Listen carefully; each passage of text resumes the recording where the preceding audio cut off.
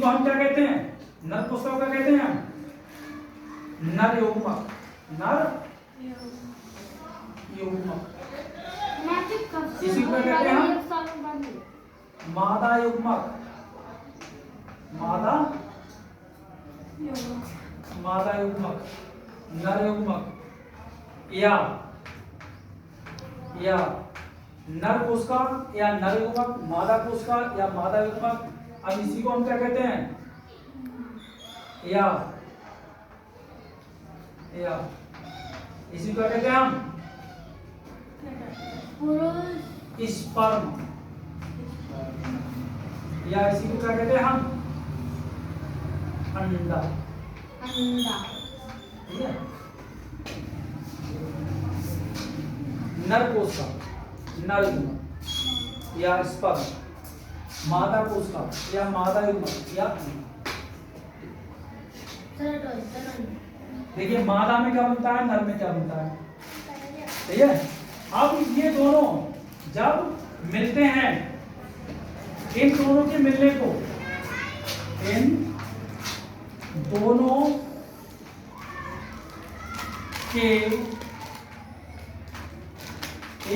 को मिलने को निषेचन कहते हैं। क्या कहते हैं? निषेचन।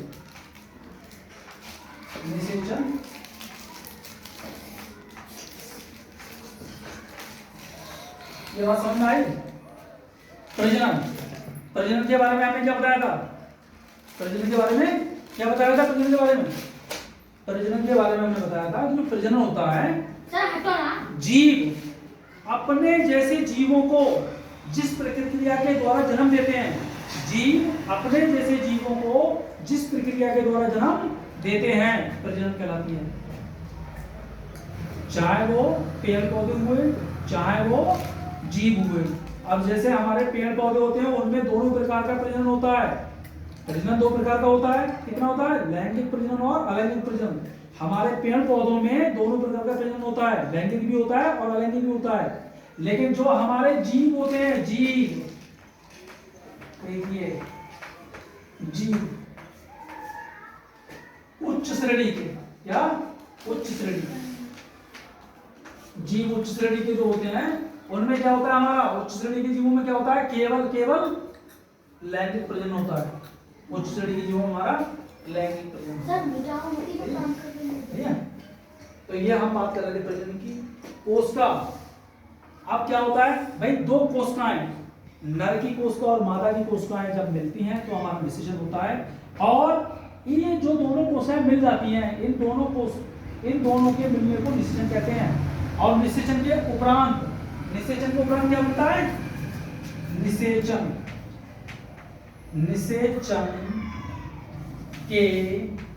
बाद क्या बनता है? निषेचन के बाद क्या बनता है? जाइगोट। क्या बनता है?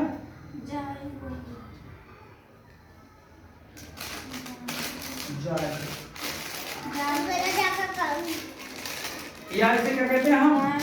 युग्मनज। क्या कहते हैं? युग्मनज। जाइगोट, निषेचन के बाद जाइगोट युग्मनज बनता है। नोट करो भाई। क्या बनता है? इन दोनों के मिलने को निषेचन कहते हैं। निषेचन के बाद जाइगोट बनता है। प्रजनन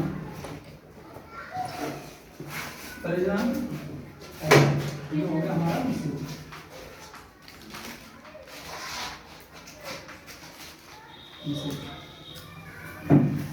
ये नर युग्मक और बाधक। अब देखो, क्योंकि हमने क्या लिखा? जीवों के शरीर की सबसे छोटी इकाई कोशिका होती है, तो कोशिका के ही मिलने से नए जीव का जन्म होता है। अब यहाँ पर क्या आता है? जो कोशिका होती है वो तीन तरीके से बनती हैं। कोशिकाएं, जीवों की जो कोशिकाएं होती हैं वो तीन प्रकार से बनती हैं। उनका विभाजन जो होता है वो तीन प्रकार से विभाजन होता है।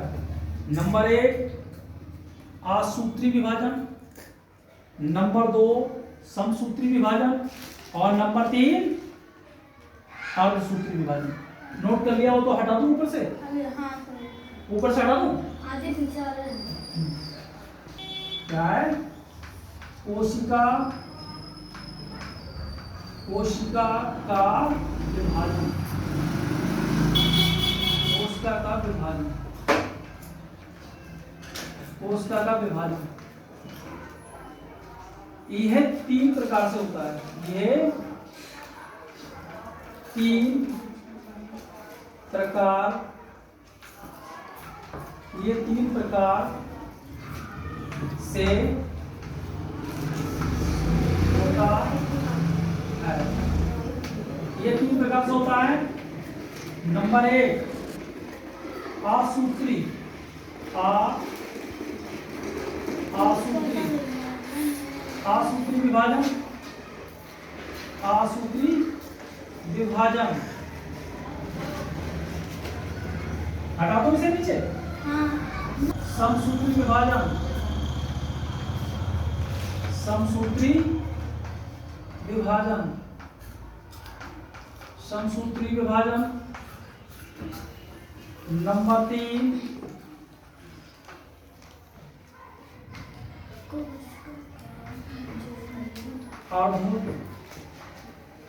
अर्धसूत्री, अर्धसूत्री विभाजन, अर्धसूत्री विभाजन। अगर हम इंग्लिश में चाहें तो इसे क्या कहते हैं? आमिटोसिस,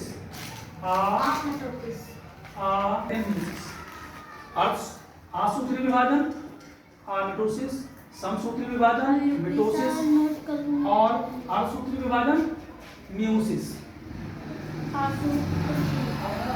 अब जब हमें ये आसूत्री विभाजन कहाँ होता है? ये हमारा जो प्रोकैरियोटिक सेल होते हैं, कहाँ होता है? प्रोकैरियोटिक सेल्स में। कहाँ होता है? प्रोकैरियोटिक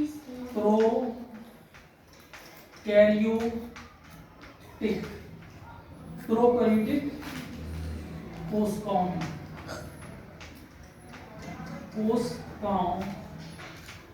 प्रोकैरियोटिक कोशिकाओं में कहाँ होता है हमारा ये? प्रोकैरियोटिक कोशिकाओं में।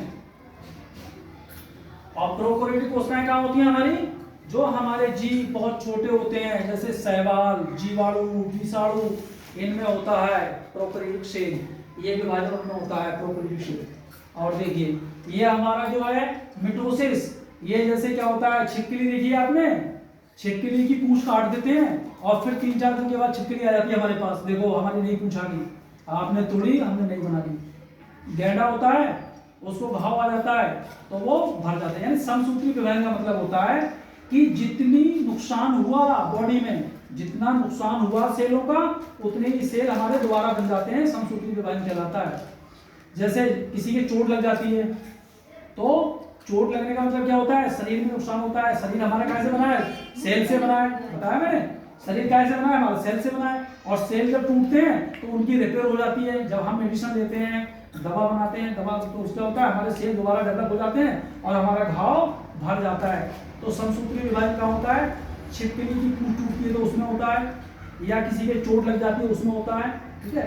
अगर समसूत्री विभाजन ना हो बॉडी में, यानी कोशिकाओं का विभाजन अनियंत्रित हो जाए, अनकंट्रोल हो जाए और जितनी कोशिकाएं बॉडी में रिपेयर के लिए चाहिए थी उससे अधिक कोशिकाएं बनने लगे, तो वो प्रक्रिया क्या कहलाती है? तो कहते हैं कैंसर होता है। मतलब भाई हमें कोशिकाएं चाहिए थी 10 और वहां भर नहीं है 50, तो क्या होगा? और अब यह अर्धसूत्री विभाजन कब होता है? अर्धसूत्री विभाजन केवल कब होता है? प्रजनन के समय। क्या होता है? केवल प्रजनन के समय, केवल प्रजनन। तो ये अर्धसूत्री विभाजन के द्वारा ही होता है। अर्धसूत्री विभाजन देखिए, मैंने उस दिन बताया था कि नर युग्मक और मादा युग्मक, नर में कितने होते हैं? 46 जोड़ी और मादा में 46 जोड़ी। ठीक है। और 22 जोड़ी दोनों में एक से होते हैं। ओके, 22 जोड़ी दोनों में एक से होते हैं। देखिए क्रोमोसोम, ये क्या है? क्रोमोसोम।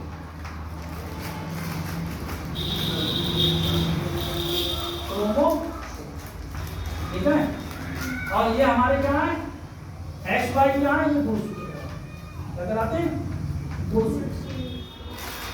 ये हमारे 2 सूत्र, ये हमारे 2 सूत्र हैं।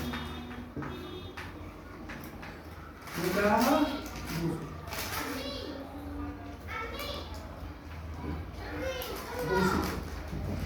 तो नर में हमारे XY 2 सूत्र होते हैं और मादा में हमारे XX गुणसूत्र होते हैं। ठीक है, तो अर्धसूत्री विभाजन केवल प्रजनन के समय होता है।